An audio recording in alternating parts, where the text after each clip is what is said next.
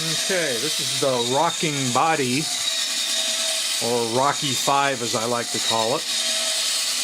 You want to build this version of the drone. I'm going to walk you through it. I'm going to put all the files up on Thingiverse. Here's one that's printed in translucent white, taken apart so we can talk about what's going on the inside.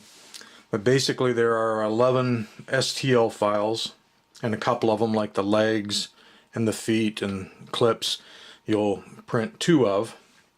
But basically you have a body back piece, which I screw on, a little door clip, it's a separate little file, which you screw on. Then this whole main body part here prints as one piece laying flat. I'm having troubles here, I'm going to drop everything. Then this just isn't a big enough table, is it? Then the front prints as one piece laying flat. All these parts print with no supports. And in this case I went old school and just used a little 3-volt grain of wheat, grain of rice bulb. You can put an LED in there, of course. Red or green would both ignite low enough on a 3-volt supply with a proper current resistor. Anywhere from 33 ohms to 150 ohms with an LED would be fine. Or you could go ahead and put in an up converter to get the higher voltage out of the 3-volt pack, and then you could run a white lead or whatever you want. So let's get back to the build. Then there's a main motor frame, which is this white part here, which prints facing down like this. And then there's a set of cams. These are the body tip cams, they're the wider ones. And then the shorter ones, these are the leg linkage cams that operate the pins in the feet. So in effect what's going on is, as this motor, and this is just a Tamiya universal gearbox motor, you can get them just about everywhere, anywhere from $7 on up, depending on who your vendor is and what you got to pay for shipping. But anyway, when you build the universal gearbox, you build it for the lowest speed. Use the hexagonal shaft that comes with it, because these will then slide on their spline so they can't slip. The motor also comes with a round shaft. You want to save the round shaft because we're going to use that as the pivot rod for this whole mechanism. So as the motor turns and these cams go around, you want these 180 out of each other. They'll push the push rods up and down. And the push rods have a large round section in them which cause the pivot point, which is what makes the robot walk. And of course if you reverse the motor it would walk backwards. So if you didn't want to use the simple on-off switch I used, you could actually put in a 3-position switch, you know, with an off and then a forward and a backward. That's completely up to you. Then these 2 cams are going to be 180 out of phase with the one closest to them, or if you will, opposite in phase with the walking, because you want the body to throw as if the robot was throwing its weight in order to walk. And those 2 cams there rub on these 2 verticals, and that's what makes the body rock. This is all pinned together here. When this is assembled, and I don't know that I can do this with one hand, but I'm going to try. When this is assembled, this fits in upside down like that, as you can see. Then this rod goes through there, goes all the way down, mates with a hole in the bottom, and then there's a little hole that prints in the top. I usually drop a couple of flat washers right on there, just so that these screws aren't rubbing and hanging up on anything. Flip the top over when it's all together like that, and I screw it on down. You can use just about any small screw you can find laying around. These particular ones were left over from a servo. When you buy a servo, they come with mounting screws. And I've also used small number 2 tapping screws. They work fine. So anyway, just print up the parts, build your universal motor kit, slide this stuff together. We'll reference these pictures. In fact, let's just go ahead and look at them. Here's basically what we were just looking at. You can see the tip cams. These are the leg linkage cams. This piece right here is one of the leg links heading down in. When the feet go onto the legs, this little piece right here in the front, it's going to probably be harder to see in the real world. Yeah, it's too dark. But That's a separate little piece. See, the leg tips in the back. There's a little notch. T-bar comes down. I'll find some better pictures here. Let's go back just to see what pictures we have.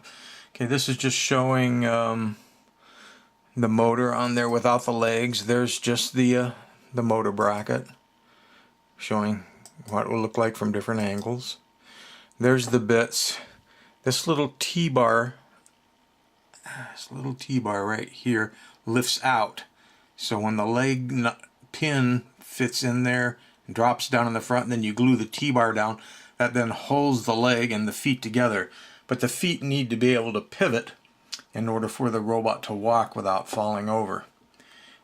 These are the leg linkages that we're talking about. You saw that part running on the cam up above, but this is the actual pivot point.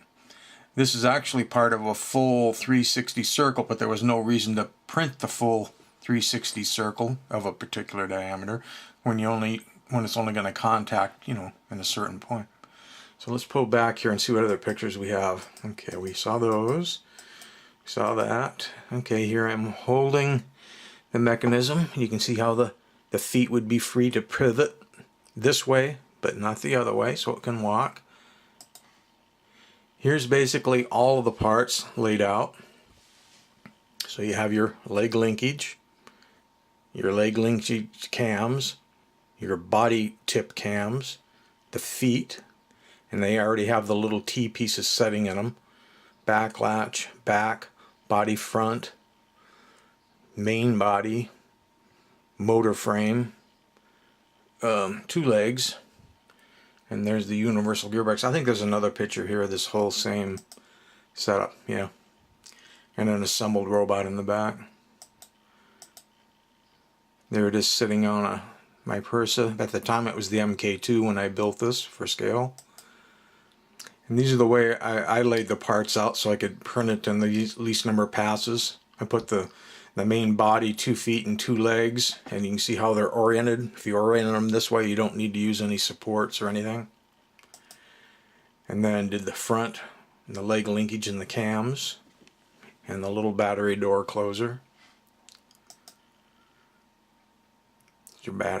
Got your back and got your motor frame. These are just assembled pictures then, in different poses. Switch, I just find them on eBay. You can probably find one anywhere. It's a very generic size. The battery door actually prints as part of the back. It's all, the printer does all in one, then you just pop it out. There's enough clearance around the part. So you don't see a separate file just for the battery door. And it's just as far as the battery pack itself goes, you just buy a AA battery holder and glue it down in there. Of course, paint and detail any way you like.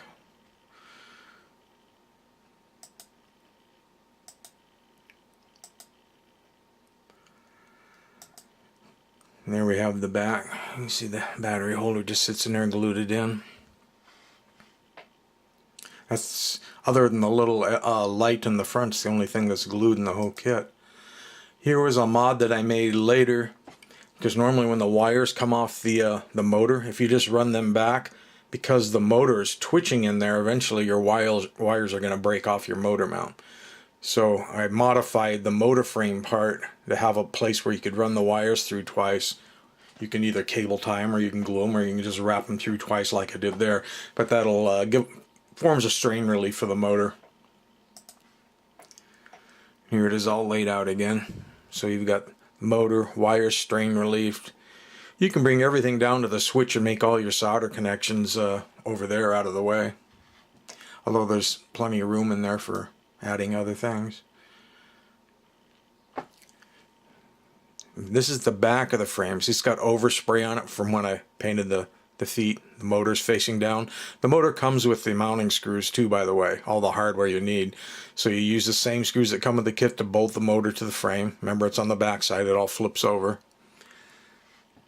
And you just put the front down. And I guess that's about the end of the little slideshow pictures. Other than that, I'll post the files up on Thingiverse. Let's see, I think